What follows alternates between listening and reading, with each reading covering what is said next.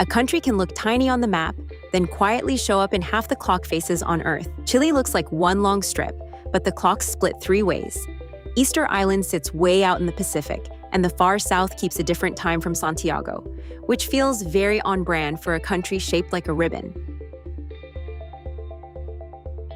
Indonesia stretches so far across the equator that one clock would be ridiculous.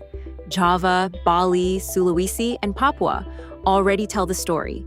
This is basically a country built like a chain of stepping stones. Kiribati is where time zones stopped pretending to be neat. It pushed all its islands onto the same calendar side of the date line, which is how one country ended up using UTC plus 14, the earliest civil time on Earth. Brazil's map is so wide that the Amazon and Atlantic islands don't play by one clock. Most people just think of Brasilia time, but the offshore islands nudge the country yet another hour east.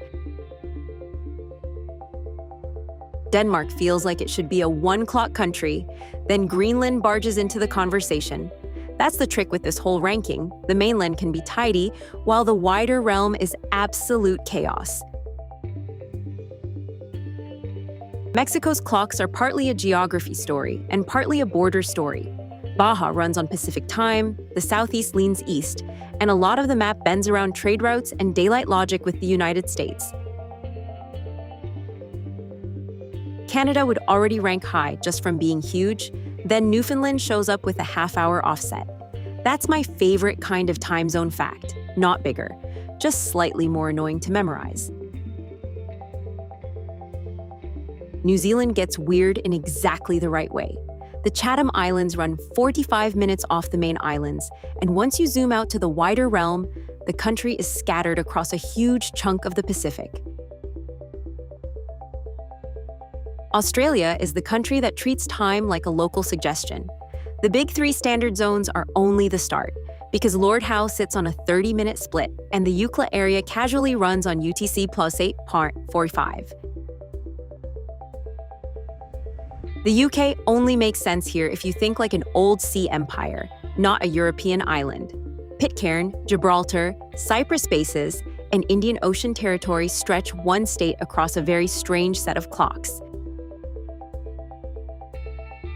This is the obvious guess, and honestly, it's not a bad one.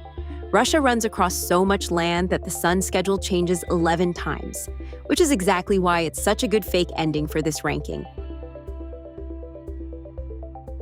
The US ties Russia. Once you count the outliers, most maps barely show. You go from the last places on Earth where a date still exists, Baker and Howland, all the way to Wake Island on the other side of the Pacific, which is a very American kind of geographic sprawl. And here's the twist. France wins because the map in your head is way too small.